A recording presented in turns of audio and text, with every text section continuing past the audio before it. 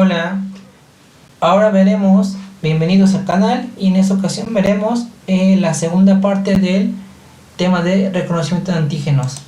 En la primera clase revisamos cómo estaban construidos el BCR y el TCR. Recuerden que cada receptor tiene una zona variable y una hipervariable, y que el reconocimiento del epítopo del antígeno se lleva a cabo en esos lugares de alta variabilidad, tanto el TCR como el BCR, es decir, en la zona de los CDRs. Recordemos rápidamente qué era eso del repertorio de receptores. El repertorio inmunitario se refiere a la colección o cantidad total que tenemos de los BCR y TCRs, receptor de célula T, receptor de célula B, que genera un reconocimiento de varios epítopos, y esto se genera, lo que aumenta esta diversidad es la hipermutación somática, pero no es el único elemento, sino es primero el reordenamiento de genes BDJ. ¿Qué son esos genes BDJ? Miren lo que estamos viendo en esa imagen. Tenemos a una inmunoglobulina, es decir, un BCR, de este lado un TCR, un receptor de célula T. ¿Sí? Vean que tenemos la cadena alfa y la cadena beta. En naranja está la zona variable, ¿ok?, de este receptor. Recuerden que en la zona hipervariable, en la zona variable está la zona de los CDRs, que es la zona hipervariable, que es el sitio donde se reconoce el epítopo. De este lado que tenemos a un anticuerpo, pero solamente tenemos como que la partición a la mitad. Tenemos un lado, una cadena pesada. ¿Por qué sabemos que la cadena pesada? Porque tiene el H de heavy. C constante, C constante, C constante. Y aquí está la H de heavy. Y del otro lado tenemos a la L de light, de ligera. Y tenemos dos dominios, el variable y el constante. ¿Ok? Pero sabemos que solamente estamos viendo un lado del anticuerpo, ¿ok? En vez de ver las cuatro cadenas, solamente vemos una pesada y una ligera, porque lo mismo que le sucede a esta cadena le sucede a la otra. Y otra vez, en el sitio variable tenemos así los sitios de los CDRs, que son los sitios de hipervariables, que en estos sitios, que en las otras imágenes están estos como deditos, esos son los sitios en los cuales se reconoce con alta afinidad a los epítopos de los antígenos, ¿ok? Pero ¿qué es lo que reside o lo que le da esa variabilidad de reconocimiento o esa variabilidad de los receptores? Tres genes: el gen de diversidad, de variabilidad y de unión, que en ambos casos también tienen variabilidad, diversidad y unión, ¿ok? Aquí tenemos la cadena pesada, heavy. Esa es la proteína, y aquí vemos lo que es el gen. Aquí está codificado en el cromosoma 14, y tenemos variabilidad, diversidad y unión. La cadena pesada tiene los tres genes, y aquí estamos viendo dos genes, la cadena kappa o lambda de la ligera. La ligera van a ser capas o lambdas, y aquí está mostrado el gen de una capa o una lambda. ¿Qué hay que resaltar en la imagen? Que solamente tiene gen de variabilidad y de unión. Variabilidad y unión. Las cadenas ligeras no tienen diversidad, es decir, no tienen el gen de diversidad. Por otro lado, tenemos a la cadena beta del TCR. Tenemos tres genes: variabilidad, diversidad y unión, ¿ok? Y tenemos a la cadena alfa, que tenemos variabilidad también, acá vean aquí alfa, y unión de la alfa. La cadena gamma, aquí está, tiene variabilidad, diversidad y unión. Esos son los TCRs gamma delta, recuerden. ¿Qué estamos viendo aquí? El TCR gamma, es decir, la cadena gamma. Tenemos variabilidad y unión, ¿ok? Es importante que vean que dependiendo de qué cadena estemos hablando, va a tener 3 o 2 genes, ¿ok? No es importante que se aprenda en este momento cuáles genes, solamente que identifiquen que las cadenas van a variar entre 3 y 2 genes, BDJ o BJ, ¿ok? ¿Hasta ahí vamos bien? Perfecto. Ahora veamos cuál es la particularidad de este gen, que tenemos segmentos génicos. Imaginemos que está partido en cachitos. Ese gen está partido en cachitos. Tenemos más o menos 45 segmentos de variabilidad, 23 de diversidad y de 8 a 9 de unión. ¿Ok? En todos los casos tenemos números distintos. ¿Ok? Vean aquí. ¿Cuál es la importancia de esto? ¿Qué es lo que da esa diversidad? La diversidad reside ahí, en los genes BDJ. ¿Por qué? ¿Qué es lo que hace que eso sea más diverso? Primero, una selección somática. ¿Qué significa esto? Lo vamos a ver en la siguiente imagen. Tenemos varios genes BDJ, ¿se dan cuenta? Tenemos IGHV, inmunoglobulina, cadena pesada, variable. Diversidad de gen de variabilidad, perdón. ¿Ok? Una IG, una inmunoglobulina, la cadena pesada, el gen de variabilidad. Tenemos 46 secciones génicas. ¿Se dan cuenta? Es como que un matiz del mismo color, porque representa que es un solo gen, solo que está partido en segmentos génicos. Igual acá, entonces, la IG, la cadena pesada, pero el gen de diversidad tenemos 23 opciones. Luego tenemos una inmunoglobulina, cadena pesada y los genes de unión, J. Tenemos 6 opciones. ¿Y qué es lo que inicia para generar una diversidad? Solamente se elige uno de cada uno. Es como que tengamos un closet con varias opciones de outfits. Imaginemos que tenemos varias blusas o camisas, varias faldas o pantalones y varios pares de zapatos, ¿ok? No nos podemos vestir todos al mismo tiempo, ¿ok? Es lo que hace esta selección, viste al anticuerpo o al TSR con un solo outfit, ¿ok? Aquí eligió que es más negro, el naranjita y el verde, ¿ok? Es el primer acción para generar diversidad. ¿Por qué? Porque la secuencia génica que hay aquí y acá es diferente. Y recordemos que por 3 ácidos nucleicos es un codón, y la cuestión del anticodón, cada 3 genera un aminoácido distinto. ¿Ok? Entonces, aquí esa secuencia va a generar una cadena de aminoácidos distinta, que se va a elegido el gris, el muy naranja o este color. La secuencia será distinta. Entonces la estructura de la zona hipervariable de este BCR sería distinto. ¿Ok? Y es lo que estamos viendo aquí, es cómo se forman esas zonas hipervariables del BCR como del TCR. Exactamente lo mismo.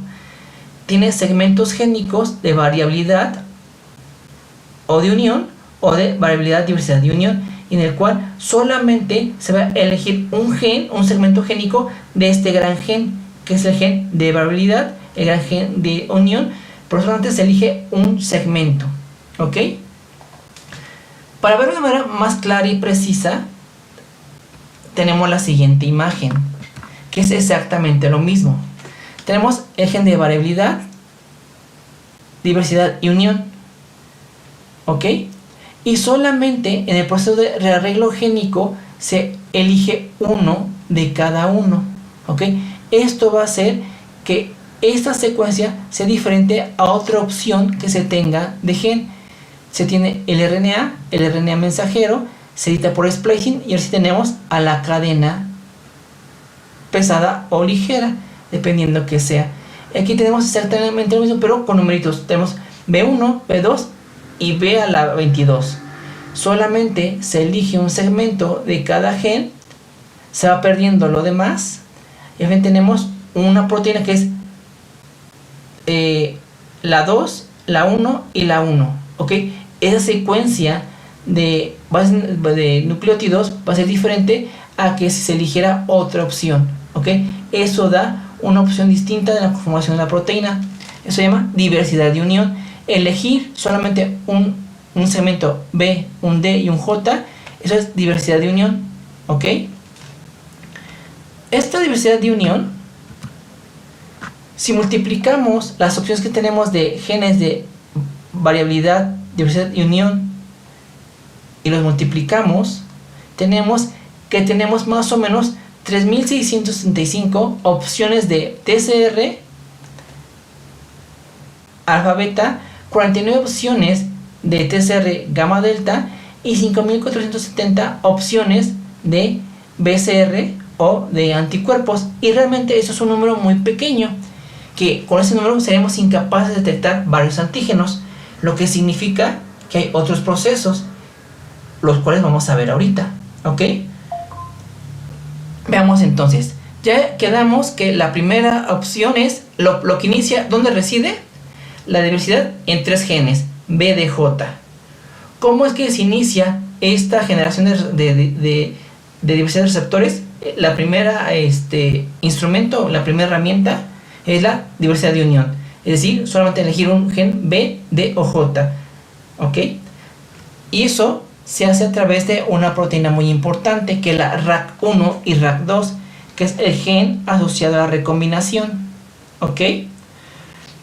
Resulta que los genes B, D, J, aquí nada más muestra el B y el J, están como que flanqueados, que tienen un límite, están como con señales, ¿ok? Que se llaman heptámeros. Esos heptámeros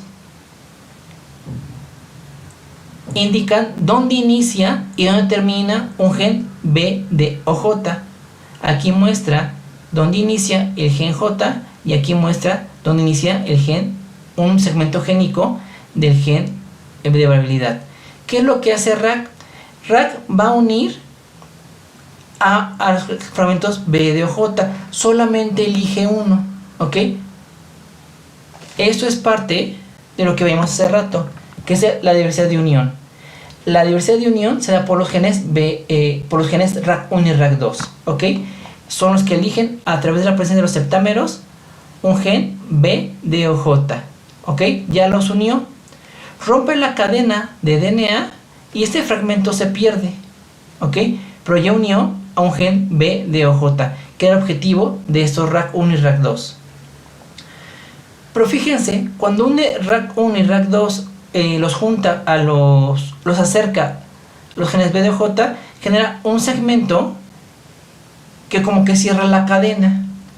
Y entonces una cadena que está cerrada en el DNA no es compatible con la vida. Debe haber continuidad en la cadena de DNA, ¿ok? ¿Qué pasa aquí entonces? Lo que sucede es lo siguiente. Tenemos aquí que RAC1 y RAC2 junto a B y a los genes B, D o J. Aquí está, lo reconoce, lo rompe y genera una horquilla que hace que esta cadena no se pueda seguir complementando o que no haya continuidad en la cadena. Como les decía, eso no es compatible con la vida.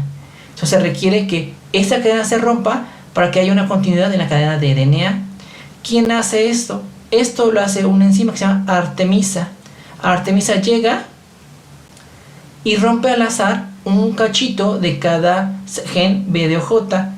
Aquí lo que nos ilustra es que rompe dos bases nitrogenadas y aquí 3, pero realmente rompe cientos de bases, ¿ok?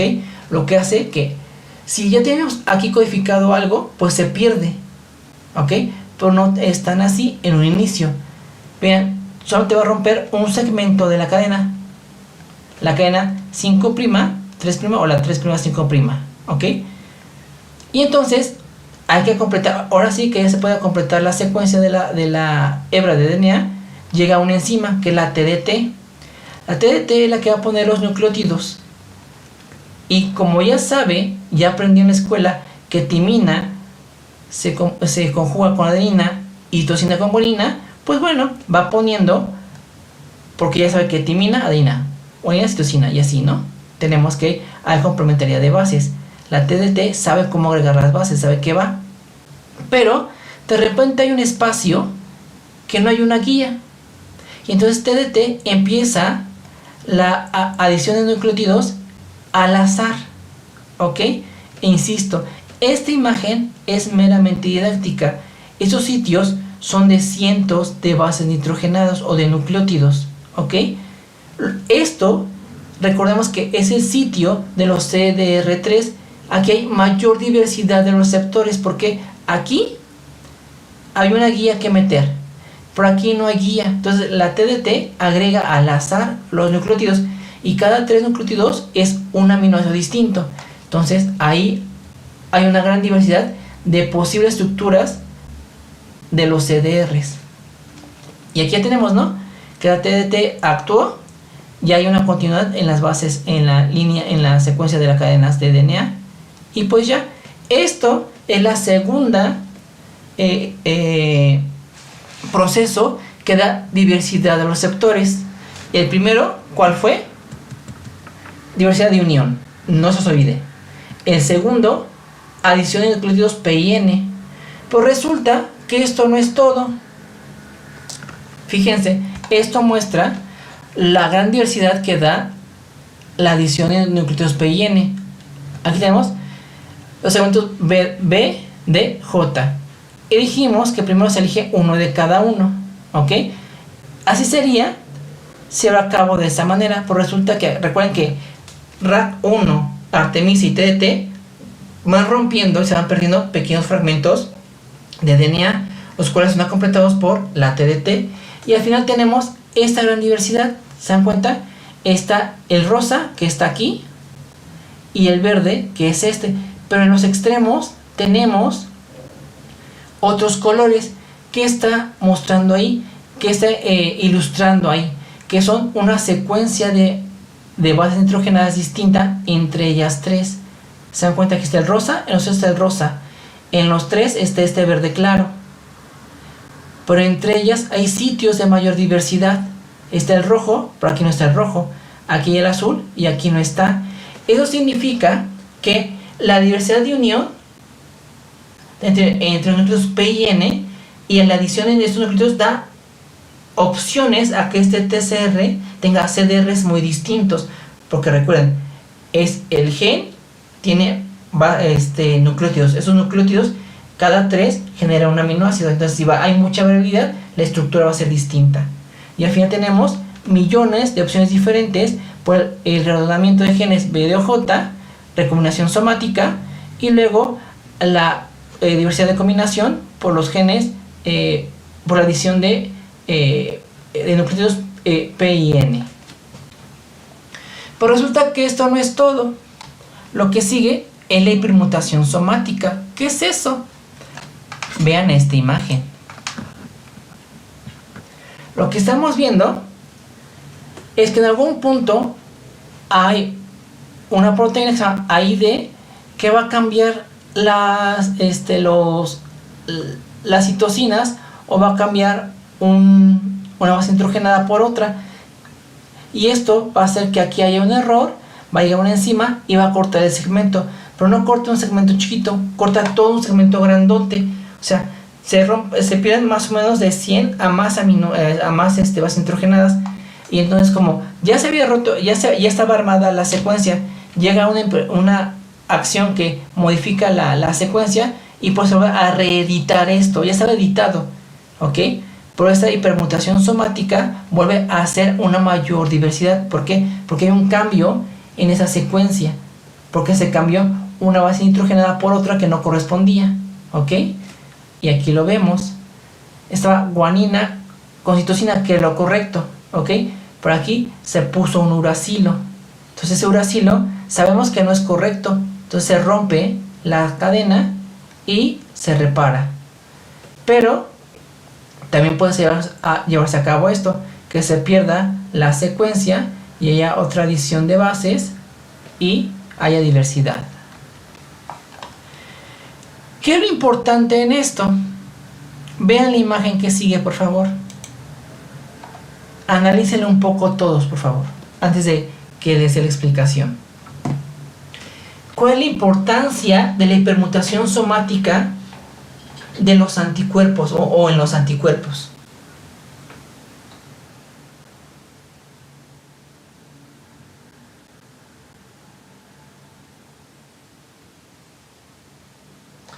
Ok, vean. Tenemos a los 3 CDRs de tanto la cadena pesada como la ligera. Ok. En un inicio, en la formación de este BCR o de este anticuerpo, ya existían las 3 elementos que ya platicamos. Ok. También está incluida la hipermutación somática. Aquí está. Ok. Esa hipermutación somática hizo que el parátopo del anticuerpo tuviera cierta afinidad hacia el antígeno. ¿Se dan cuenta? Ese sería el epítopo del antígeno. Y sí, coincide con esa estructura de que tiene la proteína del anticuerpo. ¿Se dan cuenta? Pero ¿qué pasa cuando tenemos un segundo contacto con este mismo antígeno? Miren qué les pasa a las zonas CDRs de la cadena pesada y la ligera. Hay mayor hipermutación somática. Es decir, cambian los aminoácidos que estaban en ese sitio. ¿Pero para qué cambien? Miren, aquí tenía esta forma y ahora al haber hipermutación somático, la forma cambia.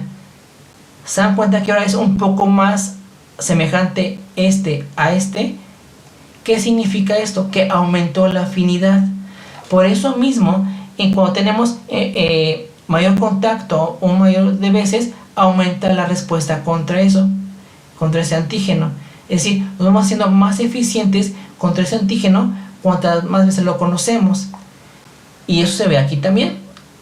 Vemos la respuesta secundaria. ¿Ok? Otra vez, hay más hipermutación somática. ¿En donde? En los CDRs.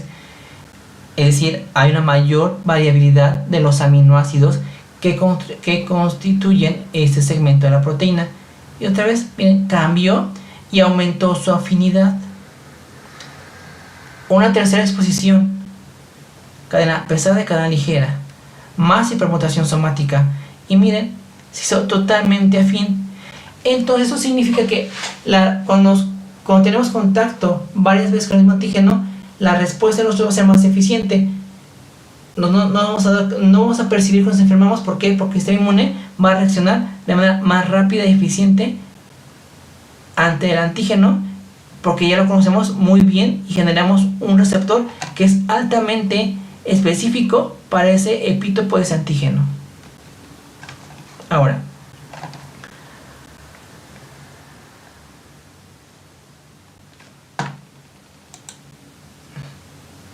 entonces queda un incremento de la afinidad. Y esta imagen es lo mismo que le he estado contando, pero presentado de otra manera. Tenemos a la cadena pesada, la ligera, los segmentos variables, las zonas hipervariables. Decimos que las zonas hipervariables están los genes B, D o J, o B o J, dependiendo qué cadena sea. ¿Ok? Primero tenemos a la recombinación BDJ. Tenemos la adición de nucleótidos P y N, permutación somática, y esto hace que tengamos una gran diversidad de genes, gran diversidad de receptores para antígeno. Ahora, ¿qué es el cambio de isotipo? Recordemos que en la respuesta inmune primaria, el isotipo de anticuerpo más abundante es el IgM. Y cuando conocemos, tenemos un segundo contacto con este mismo antígeno, el isotipo de anticuerpo que sigue es el IgG. ¿Pero por qué es esto?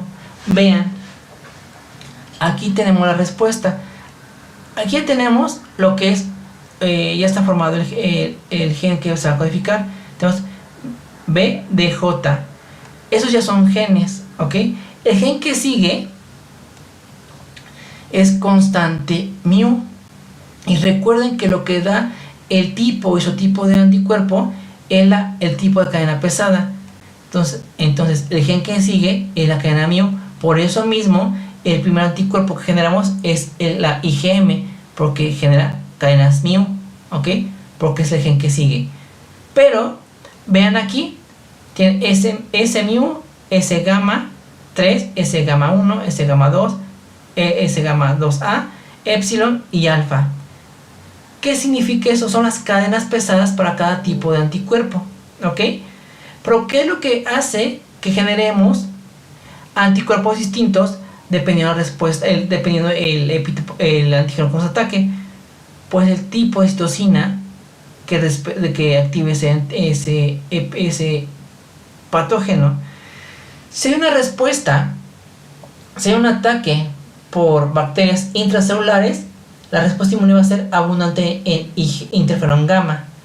Ese interferón gamma va a estimular ciertos factores que van a llegar a ese segmento génico, ¿ok? Y como resultado vamos a tener IgGs, ¿ok? Si hay una infección por parásitos, por ejemplo, se requiere IgE. Entonces este IL4 interactúa con ese segmento génico que va a dar a estas cadenas pesadas, y por lo tanto tenemos IgG1 e IgE, ¿ok? Y corresponde, ¿por qué? Porque cada switch de anticuerpo es afín o es regulado, ¿por qué? Por un factor de transcripción. Y aquí lo vemos, tenemos una interleucina. Esa interleucina tiene su receptor, y ese receptor va a estimular a un factor de transcripción específico. Recuerden, ligando receptor, una posible señal es la activación de un factor de transcripción específico para cada tipo de interleucina, ¿ok? Este factor de transcripción va a llegar al núcleo, se va a pegar al sitio o al switch que le corresponda, dependiendo por lo que fue estimulado, y así se hace un cambio de isotipo. Y ahora sí, con todos estos elementos que ya hemos platicado, tenemos que se puede generar una gran diversidad de tanto TCR como BCR, ¿ok? Y todo esto es gracias a la hipermutación somática, ¿ok? Con el arreglo de genes BDJ no es suficiente, se requiere de Artemisa, de RAG, Artemisa, TDT y de hipermutación somática para que tengamos esa gran diversidad de receptores, ¿ok? Y aquí no estamos contando otro proceso, que es el splicing y el splicing alternativo, que eso nos lo practicaremos en esa sesión. O sea, tengan en cuenta que esos tres procesos son importantes para generar una gran diversidad de receptores para antígenos. Bueno, hasta aquí llegamos a esta clase. Les dejo en la cuenta una pequeña frase y su cuestionario para que vean qué tanto recordamos de la clase o qué tanto aprendimos en esas clases. Bueno, nos vemos. Hasta luego.